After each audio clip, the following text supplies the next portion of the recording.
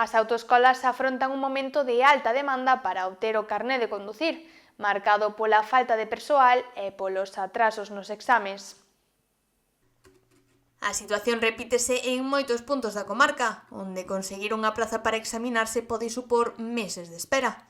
Dende o sector sinalan que a actividade mantense estable ao longo do ano, aínda que recoñecen que existen dificultades estruturais. Está vendo como sempre, como todos os anos está vendo bastante ben, pero, bueno, claro, hai unha falta generalizada, supoño que, de examinadores e de profesores de autoescola. E claro, eso que fai é un cúmulo que moitas veces ora a xente está esperando para poder acceder ás prácticas. Aínda que nalgúns centros as esperas son menores, a situación complícase noutras zonas. Aquí non hai que esperar tanto, pero se cada te vas a outros sitios e teñen esperas para ir a examen de meses e incluso algún ano. Outro dos factores que está a influir no aumento da demanda é o perfil do alumnado. Cada vez máis persoas estranxeiras acoden ás autoescolas para obter o permiso de conducir, así como tamén se sinala un efecto demográfico que comeza a notarse agora. Conta que moita xente estranxeira está vindo a sacar o carné, lógico. Houve un aumento en ese sentido.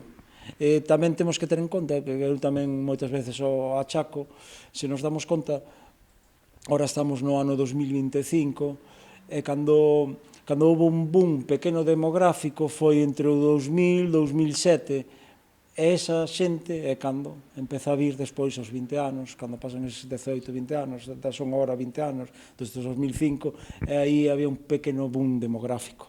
Aínda que a maioría do alumnado segue sendo xente nova, o perfil é cada vez máis diverso. Según se afirma, hai moito salto xeracional nas autoescolas. Sabes, antes era moito máis estacionario que o que é agora. Cada vez menos. Cada vez que chegaban ao verán e viñan tropececentos e despois estaba a mi má. Pero agora non, agora está un poquinho máis, cada vez menos.